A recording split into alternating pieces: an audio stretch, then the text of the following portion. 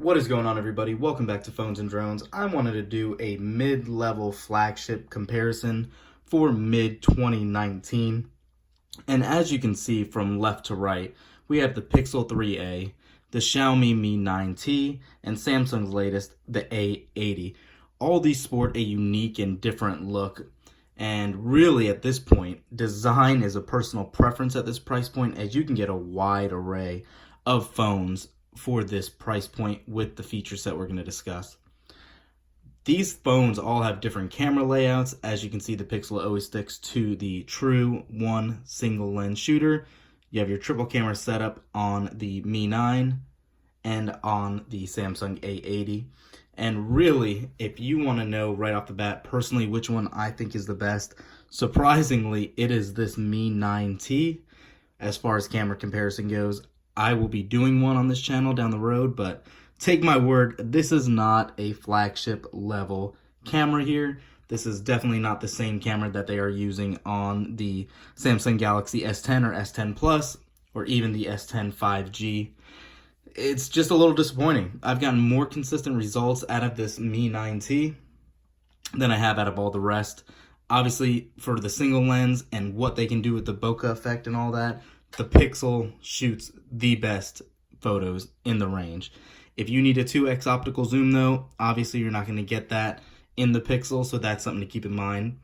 Also, both these phones over here have an in-screen fingerprint sensor, where opposed to the Pixel is only on the back.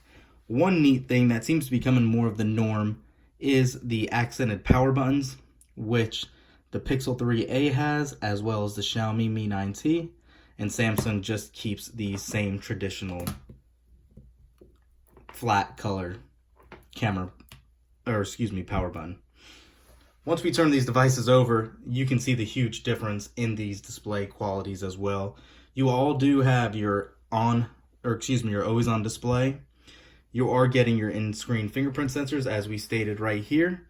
And one thing to keep in mind between these on-screen fingerprint sensors is that these are the optical varieties. So you can see how consistent some are and inconsistent some are. I've had numerous issues with the A80 as far as the fingerprint sensor goes. It is not one of the best ones I've used, nor is it one I would recommend, whereas I've gotten a lot more consistency and speed out of this Mi 9T. And for the price point of this device, it should not have any sort of issues with any standard features such as a fingerprint sensor. The always on display, yes, they're always customizable on these devices. However, I really believe this Mi 9T has the best one for customized and looks. You can see just how sharp that looks as opposed to just the traditional Pixel one you can't even change, and Samsung's one that really does not give you much image customization aside from, a little square image that you might want to put in or paying for some in the App Store. As far as battery goes, I've also gotten the best battery life out of the Mi 9T. So if that is one of your biggest selling points, it's something to consider as well. Now, also what we're going to have here, if I can get this to work, there we go.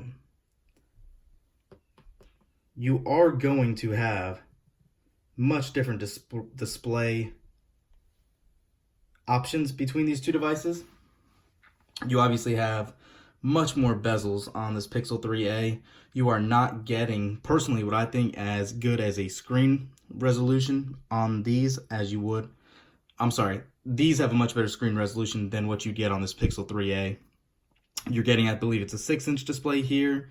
You are going to get a 6.4-inch display on the Mi 9T, and then a massive 6.7-inch display on the A80. You can just see what kind of difference it gives you as far as looking at your apps. It's really nice to be able to see these on a larger display.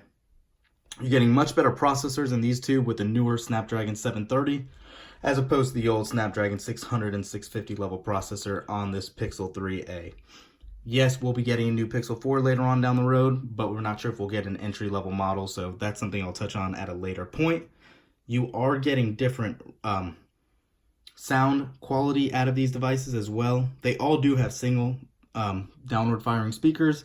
However, on this, you are getting a built-in speaker for your earpiece. There is no dedicated speaker grill as there are in these other two. I personally found some issues with that just because of quality and sound level, but it could be a personal opinion as well. I would just create or personally choose one of these standard ones over the under display earpiece. Gaming on these devices have been pretty comparable. I've not had any issues really between them. I have other videos posted between gaming on these devices, and you can see that if you want. I can link the video down below as well. But aside from that, I really do believe, depending on your price point, what you're getting with any of these phones will do great for you with the mid-range processor and everything. The one call out I do want to say is this Pixel 3a came out before obviously these other two devices, and this starts at $399. The Mi 9T is going to start at $380, and then this is not actually technically available in the United States, but with the conversion and all that, the A80 from Samsung is almost $720. So you're talking big boy money for a flagship level non-experience here. You're getting a mid-level experience as you would on any of these other two devices as well. So let me know what you guys think down below. Are any of these three going to be your next device? Leave a comment, thumbs up this video, and tell us what are you going to choose if you're going to get one of these or another device. Thanks for watching, guys. We will catch you in the next one. Peace.